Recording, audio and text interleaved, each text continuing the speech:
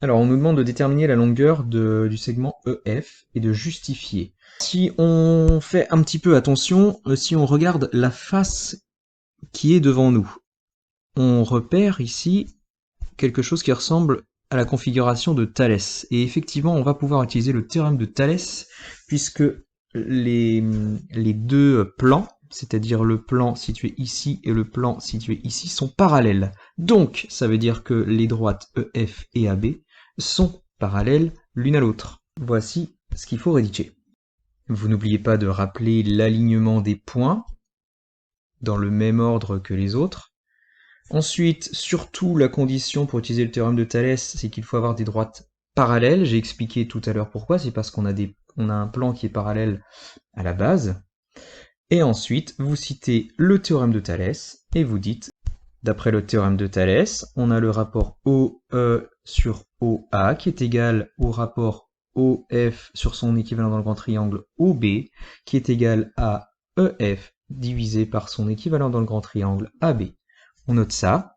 Voilà, donc je vous rappelle le petit conseil, c'est de commencer du sommet commun. Il y a un rapport qui ne va pas nous servir, c'est le rapport OF sur OB. Celui-ci, on ne va pas vraiment l'utiliser. On va plutôt utiliser l'égalité entre les deux autres rapports. Alors, ici, il y a une chose un petit peu spéciale, c'est qu'on n'a pas vraiment les longueurs. On n'a pas la longueur OE et on n'a pas non plus la longueur OA. Et je vous rappelle que la seule qu'on ait ici dans les rapports, c'est la longueur AB qui vaut 3 cm, et celle que l'on cherche, c'est la longueur EF. Alors vous allez me dire, comment peut-on faire? Mais en fait ici, on ne connaît pas la longueur OE et OA, mais on connaît le rapport entre OE et OA. Parce que il est dit dans le texte que E est le milieu de OA. Donc le rapport OE sur OA est de 1,5. Je vous montre pourquoi. Puisque E est le milieu du segment OA, sur la figure, en fait, on voit que la longueur OE est exactement la même que la longueur EA. E est le milieu. Donc la longueur OA, c'est égal à 2 fois la longueur OE. C'est donc ce que j'ai écrit ici. OE sur OA est égal à OE sur 2 fois OE. Et si on simplifie en haut et en bas par la longueur OE, le rapport était donc de 1,5. En fait, ce que ça veut dire, c'est que OE est moitié moins grand que OA. Du coup, on va utiliser ce rapport. On a donc le rapport EF sur AB, qui est égal au rapport OE sur OA que j'ai mis ici, que j'ai entouré ici, qui est égal à 1,5. On vient de le montrer. Ainsi, EF divisé par la longueur AB qui fait 3 cm, c'est écrit dans le texte, est égal à 1,5. Ça nous donne donc EF égale, 1,5 fois 3, c'est la moitié de 3, hein, donc ça fait 1,5 cm. Voilà, on vient donc de répondre à la question. La longueur EF est donc de 1,5 cm, c'est-à-dire la moitié de la longueur AB, qui était de 3. Vous l'avez peut-être remarqué, mais dans cet exercice 12, on est exactement dans l'une des situations dont je vous parlais dans le cours. Celle-ci, en l'occurrence, une situation où en fait on coupe un solide par un plan qui est perpendiculaire à sa base, et on se retrouve en fait avec le solide de départ, mais en version miniature. D'accord? C'est-à-dire que on a en fait une homothétie. Hein, ici, on aura une homothétie de centre S. Et de rapport, tout dépend, on coupe plus ou moins haut la pyramide. Mais ici, dans l'exercice 12, le rapport, c'est 1,5. C'est-à-dire que la pyramide du haut est 2 fois plus petite en termes de longueur que la pyramide du bas. Et c'est de ça dont on va se servir. En fait, dans cet exercice, je vous parle de longueur dans les questions 1. Dans la question 1b et la question d'après, je vous parle de l'air.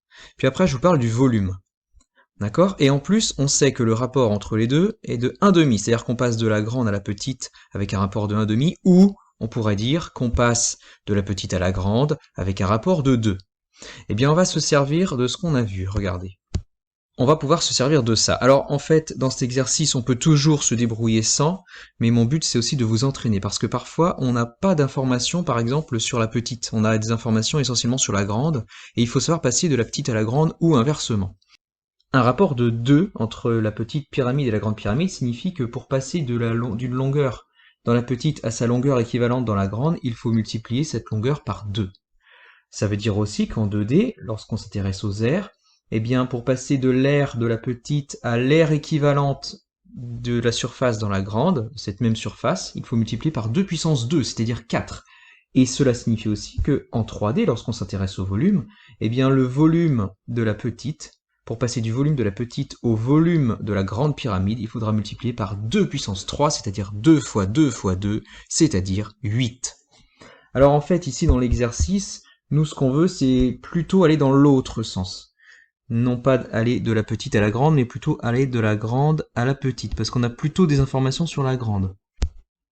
Alors si on veut aller dans l'autre sens, c'est tout simple, il faudra non pas faire une multiplication, mais une division par 2 pour les longueurs, une division par 2 puissance 2, c'est-à-dire 4 pour les aires, et une division par 2 puissance 3, c'est-à-dire 8 pour les volumes. Allez, question 1b, je vous demande de calculer l'aire de la base EFGH que j'ai mis en vert ici, par deux méthodes différentes. Première méthode, on y va directement. Alors on se sert du principe que la petite pyramide est une réduction de la grande pyramide, et un agrandissement ou une réduction conserve les formes, c'est-à-dire que puisque la pyramide de départ avait une base carrée, alors on peut dire avec certitude que la pyramide en version réduite a une base de forme carrée également. Et l'aire d'un carré, on sait calculer ça. Donc l'aire de EFGH, qui est l'aire d'un carré, c'est égal à côté fois côté. Donc je vais prendre le côté qu'on connaît, c'est celui qu'on vient de calculer dans la question d'avant. EF, c'est-à-dire 1,5 cm multiplié par 1,5 cm. Et ça nous donne 2,25 cm². Voici l'aire de la base de la petite pyramide. Deuxième manière de faire, on va se servir du lien qui unit les deux pyramides entre leurs aires. Donc l'aire de la base EFGH, c'est-à-dire l'aire de la base de la petite, est égale à l'aire de la base de la grande, ABCD, que je vais devoir diviser par le rapport, mais attention, là je parle d'aire, donc je suis en 2D, donc par le rapport à la puissance 2, c'est-à-dire je vais diviser ça par 4. Alors l'aire de la base dans la première, c'est assez simple parce qu'on connaît la longueur AB. Donc c'est AB fois AB. C'est un carré, hein, donc côté fois côté, divisé par 2 puissance 2, 2 puissance 2, ça fait 4. Donc ça fait 3 fois 3 divisé par 4, ça fait 9 divisé par 4, et ça fait 2,25. On n'oublie pas de mettre l'unité, on est en centimètres là, carré. Voici l'aire de la base de la petite pyramide. Après vous avoir posé des questions sur les longueurs et les aires dans la question 1 et de vous avoir fait travailler justement sur le lien, sur le passage de la petite à la grande pyramide ou inversement, maintenant je vous parle des volumes. Première question, je vous demande ici dans la question 2A de déterminer le volume de la grande pyramide. Le volume d'une pyramide est donné par une formule qui serait bien de savoir, c'est 1/3 multiplié par l'aire de la base. Donc ici la base c'est quoi? C'est ABCD. C'est un carré, multiplié par la hauteur de la pyramide. Et la hauteur ici, c'est OI. 1/3 fois l'aire de ABCD, on l'a calculé dans la question précédente, c'était 9 cm². Je fais exprès de mettre les unités. Hein. Et OI, ça fait 4 cm, c'est dit dans le texte. Ici. Alors ça peut se faire de tête. 1/3 fois 9, ça fait 3 cm².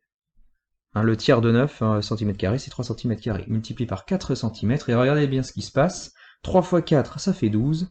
Et des centimètres carrés multipliés par des centimètres, ça donne des centimètres cubes. C'est donc bien un volume. Ça y est, on a déterminé le volume de la grande pyramide, 12 cm³. Question 2b, je vous demande de déterminer à présent le volume de la petite pyramide. Alors première façon de faire, on calcule directement le volume de la petite pyramide avec la même formule, 1/3 fois l'aire de la base. Alors ici, la base, c'est EFGH. Et on connaît son aire, puisqu'on l'a calculé dans la question précédente, multiplié par la hauteur de la petite. Et la hauteur de la petite, c'est OI'. 1/3 fois... Alors l'aire de la base EFGH, on l'avait calculé, c'était 2,25 cm², multiplié par... Alors OI, en fait, si on suit la logique, c'est exactement la moitié, puisque c'est une longueur, c'est la moitié de sa longueur équivalente dans la grande pyramide, qui est OI, et qui fait 4, donc ça fera 2 cm pour OI'. Et on obtient 1,5 cm³. Voici le volume de la petite pyramide. La deuxième manière de faire, c'est de se servir justement du lien qui existe entre les deux pyramides et d'utiliser la question précédente. Dans la question précédente, on a calculé le volume de la grande pyramide. Eh bien, on peut se servir de ça et se dire que le volume de la petite, ce sera le volume de la grande divisé par le rapport qu'il y a entre les deux, mis à la puissance 3, puisqu'ici, un volume, c'est quelque chose qui est de dimension 3. Alors, le volume de la grande pyramide était de 12 cm3, que l'on divise par 2 puissance 3. 2 puissance 3, c'est 2 fois 2 fois 2. 2 fois 2, 4 fois 2, 8. Ça fait 1,5 cm3. On retrouve bien le résultat.